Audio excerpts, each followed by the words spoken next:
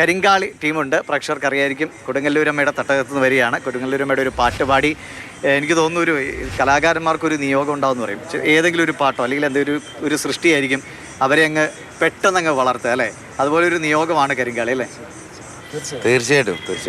എന്താ നിങ്ങൾക്ക് അതുണ്ടാക്കിയൊരു പ്രചോദനം എന്താണ് തുടർന്ന് ഇങ്ങോട്ടുള്ള നിങ്ങളുടെ ഒരു സംഗീതയാത്ര? കണ്ണൻ ചേട്ടനാണ് ഇത് എഴുതിയിരിക്കുന്നത്, മ്യൂസിക് ചെയ്തിരിക്കുന്നത് ഷൈജു ചേട്ടനാണ്, പാടിയിരിക്കുന്നത് അനൂപ് പുതിയിടത്തും ബിനീഷ് കല്ലേറ്റിങ്ങരയും, ഇതിൻ്റെ പ്രൊഡ്യൂസർ ജനീഷ് മല്ലപ്പള്ളി എന്ന് പറഞ്ഞ ആൾ, അഭിനയിച്ചത് ഞാനാണ്. ഇപ്പം എന്തായാലും ഈ കൊടുങ്ങല്ലൂരമ്മയുടെ അടുത്തുനിന്ന് വരുമ്പോൾ ഈ കൊടുങ്ങല്ലൂരും വടക്കുന്നാഥിനൊക്കെ രണ്ട് രീതികളാണ്. ഇപ്പോൾ വിശ്വാസ അനുഷ്ഠാന രീതികൾക്കൊക്കെ വ്യത്യസ്ത തലങ്ങളാണ്. അത് നമുക്കിപ്പോൾ അങ്ങനെ പെട്ടെന്ന് പറയാൻ കഴിയുന്നില്ല. അപ്പോൾ വടക്കുന്നാഥിൻ്റെ തട്ടകത്ത് മുമ്പിൽ നിൽക്കുമ്പോൾ നമുക്ക് വടക്കുന്നാഥനല്ലേ പൂരത്തിൻ്റെ ബന്ധപ്പെട്ട് നിങ്ങളുടെ കരിങ്കാളി ടീമിൻ്റെ എന്താണ് നമുക്ക് പ്രേക്ഷകർക്ക് നൽകാം? തീർച്ചയായും അത് ഇവിടെ നിൽക്കുമ്പോൾ ഒരു വലിയ റൊമാൻറ്റിഫിക്കേഷൻ ഇപ്പോൾ തന്നെ അപ്പോൾ നാളത്തെ അവസ്ഥയിൽ പറയണ്ട. അപ്പൊ എന്തായാലും പൂരത്തിനെ കുറിച്ച് രണ്ടുപേരും നമുക്ക് ആദ്യം തുടങ്ങാം. ആയിക്കോട്ടെ. നമ്മുടെ പാട്ടിൽ നിന്ന് തന്നെ ആദ്യമായിട്ട് തുടങ്ങാം. പൂരത്തിന്റെ പാട്ട് പൂരങ്ങളുടെ പൂരം എന്ന് പറയുമ്പോൾ നമ്മുടെ മനസ്സിലേക്ക് ഓടിയെത്തുന്നൊരു പാട്ടുണ്ട്. ഒരു പുറം നോക്കുമ്പോ ഓറഞ്ചോണ്ടലുവ, മറുപുറം നോക്കുമ്പോ സോഡ സർവത്ത്, കാണും ജനങ്ങൾക്ക് ആനന്ദമേകിടും പൂരങ്ങളിൽ പൂരം, നമ്മുടെ തൃശ്ശൂര് പൂരം. മുറ്റത്ത് നിക്കണ മുരിങ്ങയുടെ കൊമ്പിന്മേൽ 3000 പേര് തൂങ്ങിച്ചത്തേ. മുറ്റത്ത് നിക്കണ മുരിങ്ങയുടെ കൊമ്പിന്മേൽ 3000 പേര് തൂങ്ങിച്ചത്തേ. ഒരു പുറം നോക്കുമ്പോ ഓറഞ്ചോണ്ടലുവ, മറുപുറം നോക്കുമ്പോ സോഡ സർവത്ത്, കാണും ജനങ്ങൾക്ക് ആനന്ദമേകിടും പൂരങ്ങളിൽ പൂരം തൃശ്ശൂര് പൂരം. പൂരങ്ങളിൽ പൂരം തൃശ്ശൂര് പൂരം. പൂരങ്ങളിൽ പൂരം നമ്മുടെ തൃശ്ശൂര് പൂരം.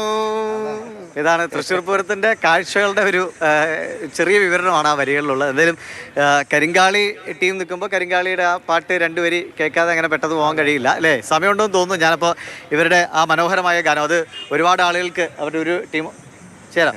എന്തായാലും ഒരുപാട് ആളുകളെ യൂട്യൂബിലൂടെ അവർക്ക് കാഴ്ചക്കാരായി ആരാധകരായി കിട്ടിയതാണ്. അപ്പോൾ അവർക്ക് കൂടുതൽ പാട്ടുകൾ ഉണ്ടാക്കാനുള്ള പ്രേരണ കൂടിയാണ് കരിങ്കാളിയിലൂടെ കിട്ടുന്നത്. മറ്റേ സ്റ്റുഡിയോ വർക്കും എല്ലാം ചെയ്യുന്നു. അപ്പോൾ ശരി, അപ്പോൾ കരിങ്കാളിയിലേക്ക് പോയാലോ? കുറച്ച് കരിങ്കാളി തുടങ്ങി. കരിങ്കാളിയല്ലേ കൊടുങ്ങല്ലൂര് വാഴണ പെണ്ണാള്, കൊടുവാളെടുത്ത് ചുടുതാരിക ചോരയിൽ നീരാട് നീരാട് നീരാട്. കരിങ്കാളിയല്ലേ കൊടുങ്ങല്ലൂര് വാഴണ പെണ്ണാള്, കൊടുവാളെടുത്ത് ചുടുതാരിക ചോരയിൽ നീരാട്. എരിവറ്റിയ ഒറ്റമുളകോ പെണ്ണെ നിൻ മനസ്സ്, ജട കെട്ടിയ കാർമുടിക്കെന്തിന് മുല്ലപ്പൂമലര്, കലി തുള്ളിയ കാളിതൻ കാലിൽ തങ്കപ്പൊൻചിലമ്പ്, തുടി കൊട്ടിയ പാണന്റെ പാട്ടിൽ അമ്മ നീ അടങ്ങ്. കണ്ണൻ ചേട്ടാ എപ്പോഴും പറയും ഇതിൻ്റെ ഒരു വലിയൊരു എന്താ പറയാ പെൺമക്കൾ ഒന്ന് പറഞ്ഞ കണ്ണൻ ചേട്ടാ അതൊന്ന്.